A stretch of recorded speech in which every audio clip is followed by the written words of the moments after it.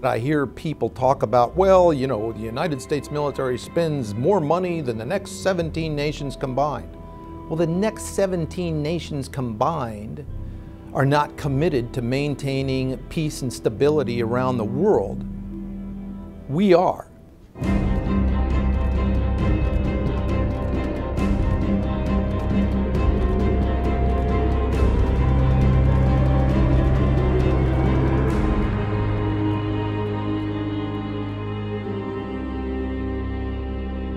The United States Air Force has a buy of 54 aircraft. If you extrapolate a 54-year buy, we'll recapitalize our aviation force in about 100 years. My name is Dave Deptula, retired as a Lieutenant General in the United States Air Force after 35 years of service. The F-15 was designed in the late 60s, early 70s, first flight 1972, but the airplane was originally designed for a 4,000-hour service life. It was later extended to 8,000 hours, and no one at the time ever conceived that it would be flying longer than that. When I first got assigned to Kadena Air Base, Japan in 1979, I was flying brand new F-15 Cs and Ds. At that time, those aircraft had 15, 20 hours of total lifetime on them. Well, here we are in 2008. My son's at Kadena flying that exact same airplane.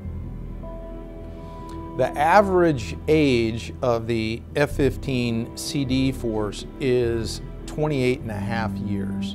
The average flight time on those platforms is around 7,500 hours.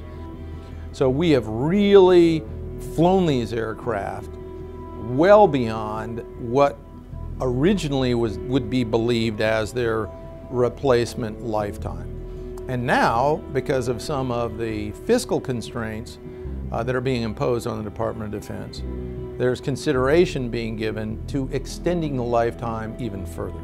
Just to give you a sense of comparison, the average lifetime of the airline fleet is about 10 years. And there's a big difference. An airliner takes off from point A, flies to point B, and its objective is not to exceed 1 G.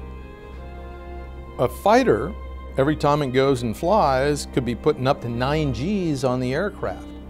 So you don't know what's going to happen next. I mean, we had a situation not too long ago where there was a catastrophic failure of an F-15 in flight, and the entire force was grounded for months.